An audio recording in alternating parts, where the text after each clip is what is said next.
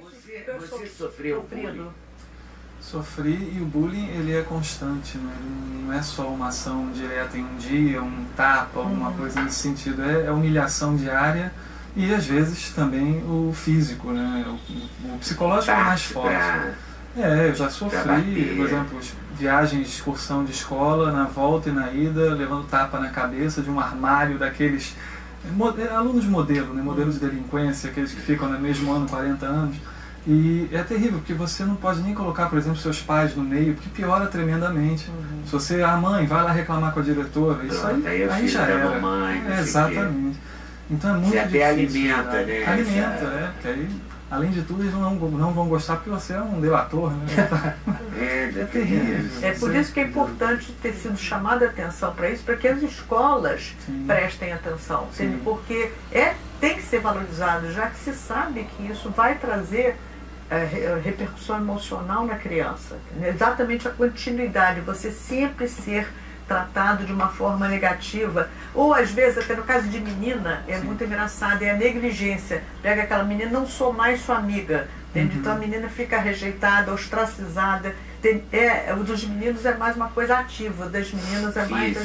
Ou físico, ou mesmo de, sabe, botar um apelido, ficar denegrindo, né? Das meninas é mais assim, de botar para escanteio, que ele finge que não é convidada, não se fala, entende? Deixou de ser amiga. A negligência emocional é também muito importante. E o colégio pode ter uma certa atenção, se perceber pelo comportamento. As crianças sofrem e você vê o comportamento, reflete no aprendizado, reflete no temperamento, no comportamento. Ele fica uma criança muito fechada. E é melhor realmente do que os pais se meterem, porque o pai e a mãe se metendo diretamente, pode ficar uma coisa pior. Mas se não, pelo menos ir para o colégio para tentar fazer com que o colégio tome providências, para que isso não aconteça. Será que os professores estão preparados? Eu já presenciei na minha própria casa, muitas vezes você tem algum tipo de discórdia entre grupos e uma professora tomar o partido de um grupo, ao invés ao teu lado psicológico, entender que situação é essa e tentar unir. Então eu vejo que hoje, seja de colégio público e privados mesmo Zona Sul, muitas vezes um despreparo dos professores para lidar com uma situação como essa. Eu acho que chamar a atenção sobre o problema, como fato assim, chamar a atenção para uma coisa óbvia, que você tem que trancar o seu computador, né, de acesso, parece coisas óbvias, né? Mas infelizmente tem que falar. Eu acho que a vantagem de um programa como esse daqui é você chamar a atenção para esse tipo de problema. Não é uma coisa que se passa impunemente. A criança que sofreu isso, ela vai ter consequências. E são coisas complicadas. Eu tenho no consultório pessoas que eu trato que têm um sofrimento muito intenso. Quer dizer, pelo que eu conversei, né, com o Otávio na entrada, ele tem uma coisa importante, ele teve uma resiliência. Resiliência é uma capacidade interna de você conseguir sofrer um tipo de agressão e daquele limão fazer uma limonada. Quase uma resistência. Pois você deu a volta por cima. De tanta aquela música, né? Dei a volta por cima que eu dei, quero ver quem dava. E o mais interessante é que eu dei sem muletas teológicas, ajuda. Na época eu não tive psicólogo nenhuma para me ajudar, foi uma coisa autodidata mesmo. Eu via que o cinema me inspirava, aqueles personagens, e eu comecei a reconfigurar meu sistema. Fiz um reboot total no computador interno e passei... Você ia muito ao cinema? Pois é, os filmes foram minha babá eletrônica. Minha mãe trabalhava de manhã, meu pai à noite, então eu ficava assistindo VHS e ficava lendo. A literatura também ajudou muito. Então eu tinha aqueles personagens como mais do que um entretenimento. Todo mundo vê um filme e tenta se identificar, mesmo que inconscientemente. Só que comigo eu trouxe isso para um padrão mais consciente. Eu era o James Bond quando eu ia, por exemplo, em algum lugar. Depois, lógico, de sofrer muito, eu comecei a ver que se eu atuasse, eu conseguiria reverter aquilo. Então eu era o Elvis Presley, por exemplo, quando eu ia para a escola e tentava cantar uma menina. Eu cantava não como o Otávio, porque eu não conseguiria abrir a boca se eu fosse o Otávio. Então eu era o Elvis. Então eu cantava. Você inventava personagem? Eu inventava todo dia. Então eu ia numa festa, eu era o James Bond, eu era o Luke Skywalker. Você vestia dele? Não. Só se convencia. Eu era um ator antes de saber e depois eu acabei virando ator e cantor. Hoje em dia eu canto também. Mas pois é impressionante. Sem problemas? Não, no palco sem problema. Mas por exemplo, a primeira vez que eu realmente senti que o cinema era uma força motivacional, eu tinha 7 anos, eu estava na casa da minha avó paterna e estava sendo assediado ali fisicamente por um garoto um pouco maior que eu, que veio com gírias e querendo me bater e tudo. Eu estava do lado de fora da casa. Eu nunca fui de briga, eu sempre fui um garoto muito tranquilo. E eu estava ali quietinho, ele vinha para cima de mim, estava soltando pipa e tentando me empurrar para o muro da casa da minha avó. E não tinha ninguém para me ajudar, eu estava sozinho. E eu, sinceramente, eu pensei, eu vou apanhar muito, porque ele era mais forte que eu não sabia brigar. E na hora, não sei o que me deu, eu fechei o olho e falei, eu sou Bruce Lee. Porque na época eu estava fissurado nos filmes de Kung Fu, eu não assistia muito desenho animado para criança, isso é interessante, eu via muito filme de adulto. Então eu assistia Bruce Lee, Van Damme, então eu fechei o olho e na frente do menino. O menino correu, a rua era uma descida, o menino foi parar, eu acho que ele só olhou para mim, ele achou que eu tinha corrido atrás dele. Coitado, eu estava parado, estático, tentando imaginar o que tinha me acontecido. E aí depois eu acreditasse o que aconteceria de você. Pois é, eu falei, gente, eu por dentro torcendo para ele não voltar, né? O que eu vou fazer que vai superar esse rompante, né? Mas aí eu comecei a perceber. Muito certo. Você sacou que estava certo. Pois é, aí depois disso eu fui começando a ver, eu um pouco mais velho, já na pré-adolescência, eu comecei a lembrar disso e pensar, tá aí, atuar é uma boa. Por exemplo, quando você está andando na rua e você pressente que você vai ser sequestrado, assaltado, alguma coisa, você sentir que está vindo, você pode se fingir de maluco, você pode dar uma de Mr. Hyde, começar a andar torto, e realmente funciona essas coisas. Você atuar no dia a dia é muito... Eu acho que todo mundo atua de certa forma no dia a dia, né? Mas eu acho que eu faço isso mais descaradamente. Hoje em dia nem tanto, hoje em dia eu já estou muito mais tranquilo com isso. Muito. Mas adoro quando eu falo isso. Melhorei muito. Não é verdade, mas é muito bom. Vai ficando mais diferente. Porque é uma pena que nem todo mundo tem essa capacidade de resiliência de resolver por si próprio e transformar, como ele fez, de um limão uma limonada.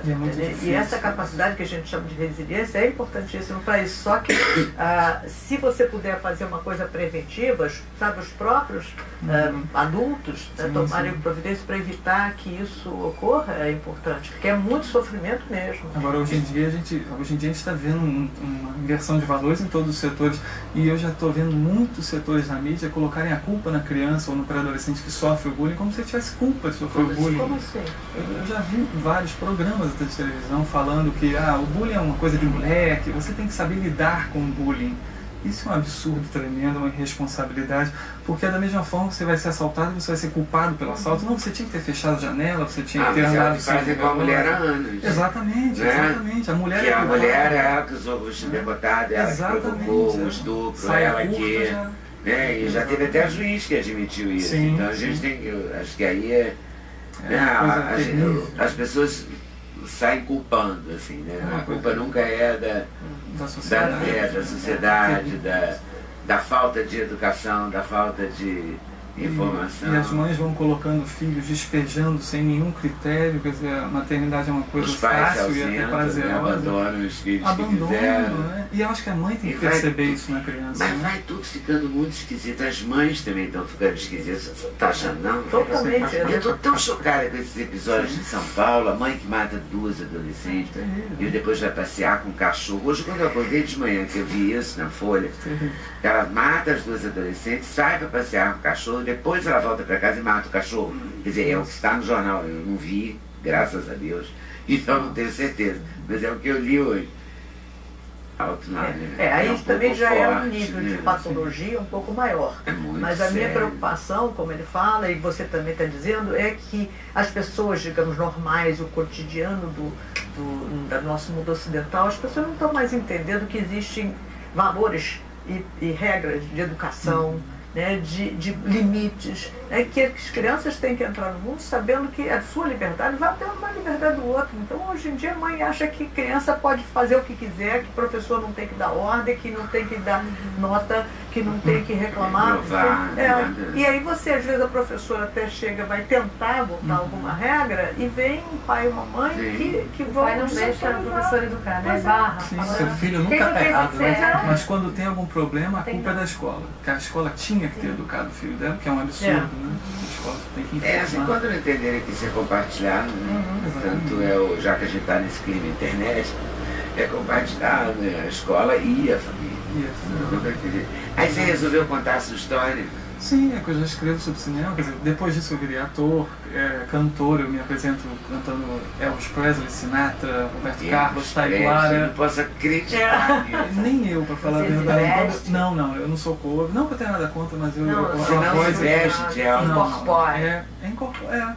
Eu gosto, por exemplo, eventos de fãs, alguns eventos fechados. O potencial realmente é a voz, que eu aprendi inglês sozinho por causa do cinema, então é uma história.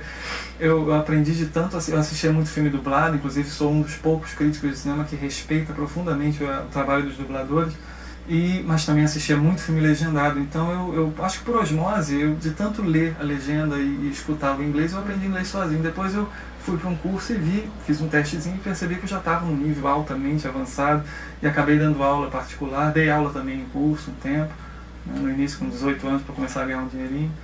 Então a ideia do livro você foi realmente... conta toda essa experiência. Exatamente, eu uso isso, mas é um livro de ficção que eu utilizo essas experiências todas no personagem Antônio, que está contando a sua história aos 70 anos, no crepúsculo da sua vida, ele está tentando relembrar as vitórias, né, e também os fracassos e tudo.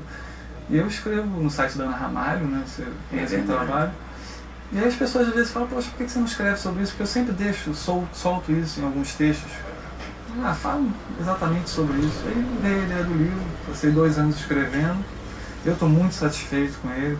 Realmente ele tem a orelha do Júlio Leles, um cineasta espetacular. O prefácio é escrito pelo Guilherme Briggs, que é um dublador também que eu admiro muito. E o pós-fácio da psicóloga Fernanda Camacho. Então é um filho muito querido. Que bom, né? É o caso, deu a volta mesmo, né?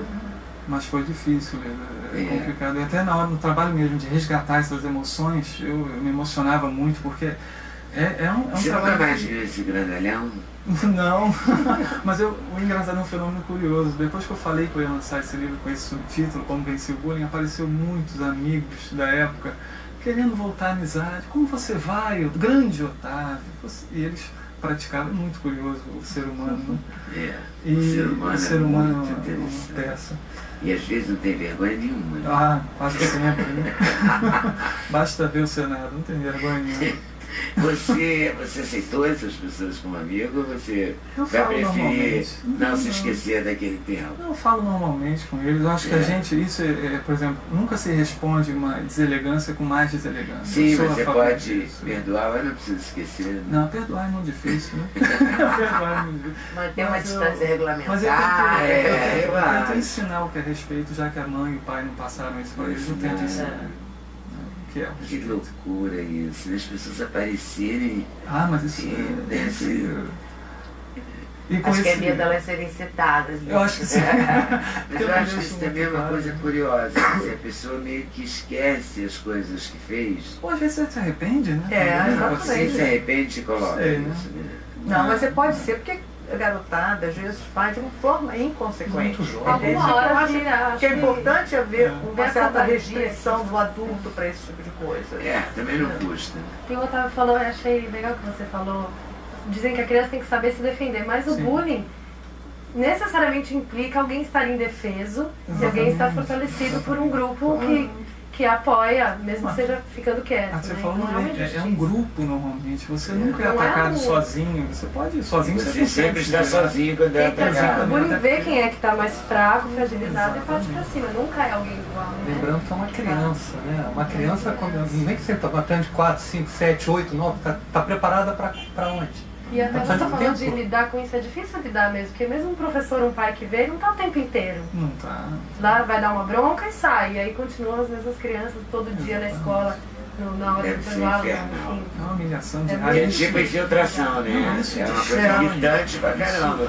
Porque é constante. Né? Não tem como escapar. Você tem razão. Um guarda, a professora, a coordenadora do colégio, a psicóloga pode Acaba com a aparecer autoestima da criança. segurando a onda ali, mas daqui a pouco ela vai embora, porque ela vai fazer outra O coisa. adulto não vai estar perto e a pessoa você que vai está lá ficar lá. praticando vai aproveitar essa Vai hora. aproveitar. Porque é muito difícil, é uma pressão muito grande para outros colegas se juntarem com quem não é popular na escola. Porque sabe que não vai ter carinhos femininos, né? Que nessa época a gente quer muito. Na época da pré-adolescência, sucesso. as meninas querem ficar com os meninos populares, elas não querem, porque tudo é uma imagem, a gente vive de rituais, né? Então é muito complicado. Então normalmente a gente fica sozinho, quem sofre o bullying fica ali com um grupinho de máximo 2 pessoas, Fica que normalmente é alijado. o mais gordinho, é o mais... São os outros. grupo dos rejeitados, né? Os excluídos. E o psicológico é muito abalado. Eu sempre digo que o físico é muito ruim. Eu sofri algumas coisas que é terrível. Por exemplo, estar num bebedouro e alguém empurrar minha cabeça, arrebentar minha gengiva. É terrível, é terrível. Mas eu acho que o pior mesmo é o psicológico, essa humilhação que destrói o ego. Você olha para o espelho e se sente horroroso, se sente o homem mais feio do mundo. Eu me olhava e achava que eu era o Quasimodo quando eu tinha 14 anos. É horrível, horrível. A autoestima vai vencer lá para isso, baixo. foi Essa que é a questão. Depois, para reconstruir a autoestima, haja psicoterapia. Ou então, como ele fez, a prevenção. Haja filme. Exatamente. E personagens. E aí você conta do bullying, você fala também do cinema, dos filmes que te Sim, ajudaram. exatamente. É interessante que muita gente está pensando que é um livro de autoajuda, e não é. É um livro, uma ficção. Então, para quem gosta de cinema, por exemplo, eu falo de Georges Méliès até o cinema atual. Tem até alguns textos meus próprios mesmo que fizeram mais sucesso, eu coloquei no livro. Então é uma aula de cinema do meu estilo. Quem conhece o meu estilo sabe que eu escrevo de uma forma apaixonada. Meu modelo de crítica é Truffaut. Então são ensaios críticos totalmente apaixonados, com informação também. Então tem um pouco de tudo e tem essas experiências. É um livro que eu acho que qualquer desejo que a pessoa quiser ver nutrido no livro, ela vai se satisfazer. Você já lançou? Lancei na Bienal agora, foi um sucesso que eu não esperava, achei muito bacana e a primeira edição já está indo muito bem, parece que daqui a pouco já vai acabar. E eu vou lançar agora dia 15 de outubro na Saraiva do Botafogo Praia Shopping, até convido todo mundo. Aí. Valeu, a gente reforça no final, tá? Okay.